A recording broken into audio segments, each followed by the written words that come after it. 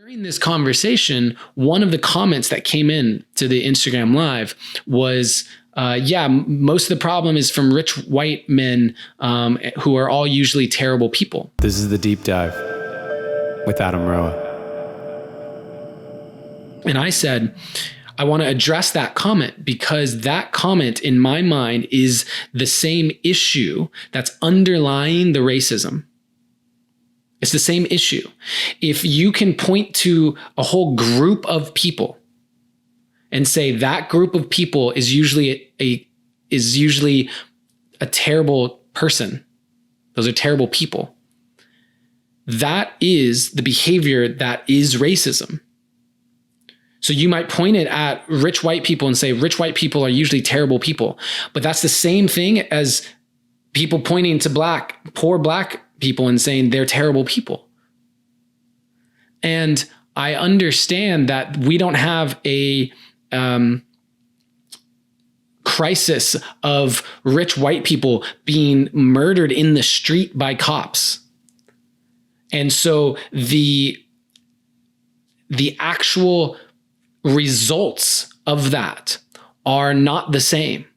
I understand that. I acknowledge that. And if we can't spot what is at the root of that behavior issue, if we can't see underneath that, then I feel like we are not actually resolving the issue. And at a certain point, it may no longer be pointed at African-American men and women. It may not be that. But that would then get turned and pointed at Mexicans or at Muslims or whatever, which we see.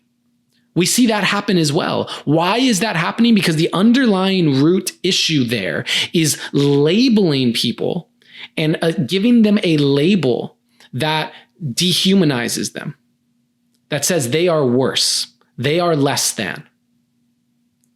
And that is what leads to hate crimes. That is what leads to racist actions. That labeling of people as being less than is the belief system that gets to stop. And so it was interesting because I called out that behavior and I stand by it. I still will call out that behavior. And by the way, from what I saw in the profile pic, it wasn't even a black woman. This was a white woman that said this.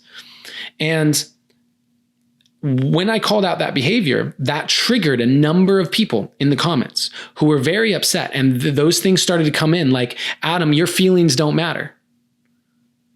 Like Adam, literally like Adam is stupid, basically, or that the labeling is not more important than murder.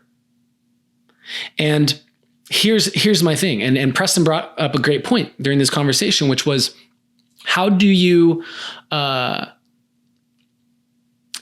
we hold space in the conscious community. We hold space for people's experience. Meaning, as someone in the work who has coached people, if someone is working through a traumatic experience, they may say things or things may come up out of an emotional space that we get to not take personally.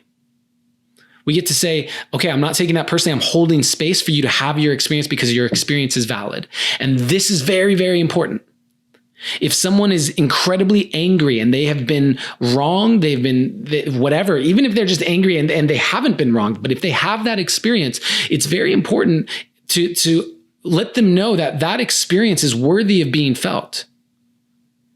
It's important for that emotion to be felt. And my belief is it is important for it to be felt in a way that does not cause harm to other people or this planet. If you are angry, be angry.